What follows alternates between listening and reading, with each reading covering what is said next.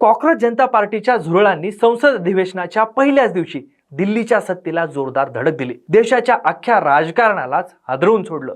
संसदेच्या अवघ्या 100 मीटर अंतरापर्यंत आंदोलनाची ही धग पोचली। त्यामुळे या आंदोलनाला चिरडण्यासाठी सरकारनं जो पोलिसी बळाचा वापर केला तो अभूतपूर्व होता। अश्रुधुराच्या नळकांड्या फोडल्या, पाण्याचे फवारे मारले, तरुणांना अक्षरशः रक्तबंबाळ होईपर्यंत मारलं पोलिसांनी। जायबंदी करण्यात आलं। तरुणांनी सत्तेला धडक दिली तरी देखील विद्यार्थ्यांचा या आक्रोशाला जवळपास सगळ्याच विरोधी पक्षांनी पाठिंबा दिला। शिक्षण मंत्री धर्मेंद्र प्रधान यांच्या तात्काळ राजीनाम्याची पुन्हा एकदा मागणी लावून धरण्यात आली। मात्र पंतप्रधान नरेंद्र मोदी आपल्या शिक्षण मंत्र्यांचा राजीनामा घेण्याच्या मूडमध्ये नाहीत। मग धर्मेंद्र प्रधान हे पंतप्रधान मोदींसाठी इतके खास काय आहेत की ते शिक्षण मंत्र्यांचा राजीनामाच घेत नाहीत? अमित शहांच्या बैठकीत 3.5 तासाच्या काय ठरलं याचीच इनसाइड स्टोरी आपण आजच्या बिटवीन द लाईन्स मध्ये उलगडणार आहोत। त्यामुळे व्हिडिओ शेवटपर्यंत बघा आणि पुढे जाण्याआधी आपल्या सगळ्यांना विनंती आहे की तुम्ही अजूनपर्यंत टीओडी मराठी चॅनल यूट्यूबवर सबस्क्राइब केलं नसेल तर लगेच सबस्क्राइब करा, सोशल मीडियावर फॉलो करा। नमस्कार, मी सदानंद गायक, तुम्ही बघताय टीओडी मराठी। सुरुवातीलाच आपण मोदी सरकारचा आंदोलनाबद्दलचा अंदाज कसा चुकला ते बघू। कॉक्रोच जनता पार्टी या सोशल मीडिया प्लॅटफॉर्मवरून जन्मलेल्या नवख्या संघटनेनं आणि प्रसिद्ध सामाजिक कार्यकर्ते सोनम वांगचुक यांनी संसदेवर मोर्चा काढण्याची हाक दिली होती। दिल्ली पोलीस आणि सीआयएफच्या गुप्तचर विभागानं या आंदोलनात जास्तीत जास्त 5000 विद्यार्थी सहभागी होतील असा अंदाज काढला होता। पण प्रत्यक्षात घडलं भलतंच। जंतर मंतरची क्षमता जेमतेम 3000 लोकांची आहे, पण रविवारी संध्याकाळी तिथं 5000 लोक जमा झाले होते आणि सोमवारी सकाळी प्रत्यक्ष आंदोलनाच्या दिवशी तर हा आकडा 50,000च्या घरात पोहोचला होता असं आता स्पष्ट झालंय। याला वेगवेगळ्या तटस्थ माध्यम संस्थांनी देखील दुजोरा दिलाय। 50,000हून अधिक तरुण कोणत्याही एका विशिष्ट नेत्याशिवाय दिल्लीच्या रस्त्यांवरून थेट संसदेच्या दिशेने चालू लागले। इंटरनेट बंदी आणि पोलिसांचा 3000 जवानांचा कडक फौजपाठा असताना देखील हे आंदोलन संसदेच्या अगदी जवळ पोहोचलं, अगदी 100 मीटर अंतरावर पोहोचलं। त्यामुळे दिल्ली पोलिसांनी आक्रमक पवित्रा घेतला। म्हणजे एक प्रकारचं हे अपयश देखील होतं की एवढ्या प्रमाणामध्ये आंदोलक येतात आणि ते संसद जे अत्यंत सुरक्षित असं ठिकाण मानलं जातं तिथं पोहोचतात। त्यामुळं संसदेची सगळी दारं बंद करण्यात आली आणि खासदारांना सांगण्यात आलं की आता तुम्ही बाहेर जाऊ नका पुढच्या काही काळ। आणि इतकंच नाही तर अशोक रोड, जनपथ, रायसीना रोड आणि कॅनॉट प्लेस या सगळ्या महत्त्वाच्या दिल्लीतल्या ठिकाणी आंदोलक आणि पोलिसांमध्ये मग तुंबळ हाणामारी सुरू झाली। अनेक विद्यार्थ्यांची डोकी पोलिसांनी फोडली, हाडं मोडली।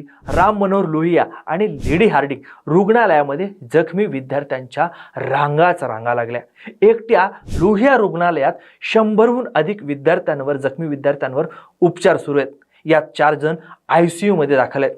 100हून अधिक पोलीस देखील जखमी झालेत। मग या सगळ्या पार्श्वभूमीवर दुसरीकडे दिल्लीतच संसद भवनामध्येच अमित शहा यांच्या एका गुप्त बैठकीची बातमी समोर आली। काय झाले या गुप्त बैठकीत? दिल्लीच्या रस्त्यांवर विद्यार्थ्यांचं रक्त सांडत असतानाच संसदेच्या पडद्यामागे अत्यंत वेगवान राजकीय घडामोडी सुरू होत्या। देशाचे गृहमंत्री अमित शहा यांच्या संसदेतल्या कार्यालयात तब्बल 3.5 तास एक अत्यंत गुप्त आणि महत्त्वाची बैठक झाली।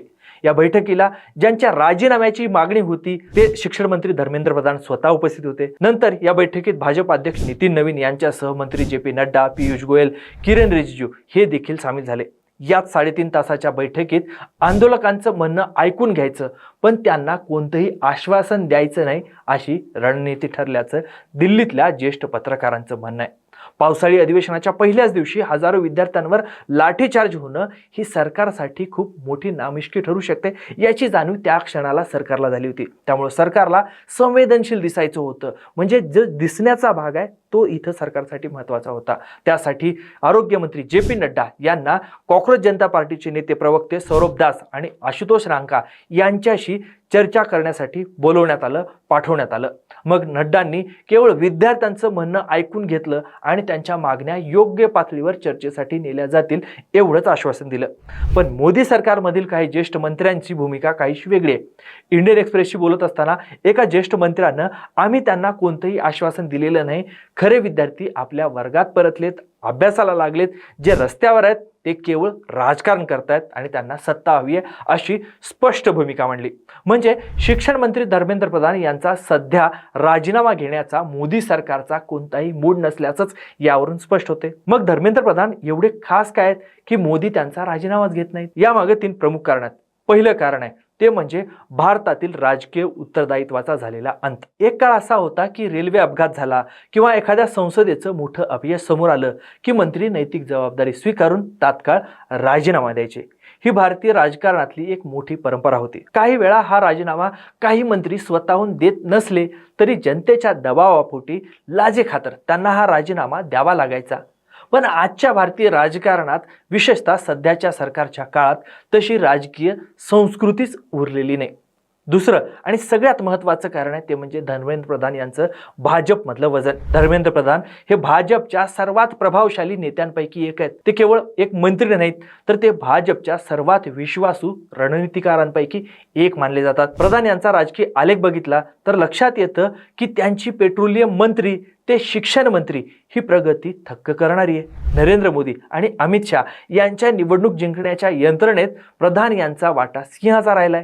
देशातल्या विविध राज्यांच्या अत्यंत कळीच्या आणि महत्त्वाच्या निवडणुका जिंकून देण्यात त्यांनी भाजपसाठी एक अत्यंत निर्णायक भूमिका बजावली. राजकारणात, विशेषतः मोदी शहांच्या भाजपमध्ये तुमची उपयुक्तता ही तुम्ही पक्षाला किती निवडणुका जिंकून देता यावर ठरते. प्रधान हे पक्षाचे संकटमोचक आणि कुशल संघटक आहेत. त्यामुळं ज्याने पक्षविस्तारात मोलाची भूमिका बजावली आहे अशा एका नेत्याचा परीक्षेतला गैरप्रकार आणि विद्यार्थ्यांच्या रोषामुळं बळी देणं किंवा राजीनामा घेणं त्याचा भाजपला परवडणार नाही. त्यामुळंच भाजप प्रधान यांच्या पाठीशी खंबीरपणे उभं असल्याचं आपल्याला दिसतंय. आज विद्यार्थ्यांच्या दबावाखाली येऊन सरकारनं प्रधानांचा राजीनामा घेतला तर तो सरकारचा मोठा पराभव मानला जाईल. म्हणूनच सरकार विद्यार्थ्यांच्या आत्महत्येबद्दल 1 कोटी रुपयांची, जे विद्यार्थी 20-22 विद्यार्थ्यांनी आत्महत्या केली आहे तर त्यांना 1 कोटी रुपयाची देणगी किंवा मदत देण्याचा विचार सरकार करू शकतं, पण राजीनामा अजिबात घेणार नाही, असं मोदी सरकारची कार्यशैली खूप जवळून बघणाऱ्या दिल्लीतल्या पत्रकारांचं म्हणणं आहे. आणि तिसरं कारण आहे ते म्हणजे मोदी सरकारची वर्क स्टाईल. भाजपच्या, नरेंद्र मोदींच्या राजकीय कार्यपद्धतीत विरोधी पक्षांच्या किंवा जन आंदोलनांच्या दबावाखाली येऊन मंत्र्याचा थेट राजीनामा घेणं हे सरकारचं मोठं अपयश किंवा सरकारची कमजोरी मानली जाते. जर आज कॉक्रोच जनता पार्टीच्या दबावाखाली येऊन प्रधान यांचा राजीनामा घेतला तर त्यातून सरकार बॅकफूटवर गेले असं म्हणलं जाईल. आणि इतकंच नाही तर सरकारनं आपली चूक कबूल केली असं देखील अधोरेखित होईल. त्यामुळं आणि विरोधकांना एक मोठा राजकीय विजय मिळेल अशी भीती सरकारला वाटते. सरकारला हे कोणत्याही परिस्थितीत त्यामुळेच नको आहे. त्यामुळंच संस्थात्मक पातळीवर पेपरफुटीसारखं कितीही मोठं अपयश आलं तरी जोपर्यंत मंत्री पक्षाच्या राजकीय गणितात फिट बसतो तोपर्यंत त्याला अभय मिळतं. हेच भाजपच्या राजकारणाचं कटू सत्य आहे. तुम्ही बघितलं असेल की प्रधान हे शिक्षण मंत्री म्हणून कितीही अपयशी ठरले तरी ते पक्षामध्ये नेता म्हणून कार्यक्षम ठरत असतील तर त्यांना अभय देण्याचं भाजपचं हे पॉलिटिक्स या सगळ्यामधून आपल्याला बघायला मिळते. थोडक्यात काय तर कॉक्रोच जनता पार्टी आणि सोनम वांगचुक यांनी सुरू केलेल्या आंदोलनानं देशाचं राजकारण ढवळून काढले. आंदोलनाबद्दल सरकारचा चुकलेला अंदाज, पोलिसांचा अमानुष लाठीचार्ज आणि तरीही प्रधान यांचा राजीनामा घेण्यास सरकारची असलेली ठाम नकार घंटा, या सगळ्या गोष्टी एका नव्या राजकीय संघर्षाची नांदी आहेत. राजकीय उत्तरदायित्वाची प्रथा भारतात जवळपास संपली असली तरी या 50,000 तरुणांनी दिल्लीच्या रस्त्यावर दाखवलेली ताकद मोदी सरकारच्या तिसऱ्या कार्यकाळासाठी म्हणजे 2029 मध्ये एक मोठी धोक्याची घंटा आहे. पण तुम्हाला काय वाटतं, मंत्र्यांनी संस्थात्मक अपयशाची नैतिक जबाबदारी घेऊन राजीनामा दिला पाहिजे की आजच्या राजकारणात हे शक्य नाही, की सरकारची राजीनामा न घेण्याची भूमिका योग्य आहे? विद्यार्थ्यांचं हे आंदोलन अण्णा आंदोलनासारखा इतिहास घडू शकेल का? तुमची मतं खाली कमेंट करून नक्की सांगा. हे माहितीपूर्ण विश्लेषण तुम्हाला आवडलं असेल तर व्हिडिओला लाईक करा, व्हिडिओ मित्रमंडळींना शेअर करा आणि अशाच विश्लेषणासाठी TOD मराठी चॅनलला यूट्यूबवर सबस्क्राईब करायला विसरू नका. सोशल मीडियावर फॉलो करा. हा व्हिडिओ शेवटपर्यंत बघितल्याबद्दल आपल्या सगळ्यांचे खूप खूप धन्यवाद.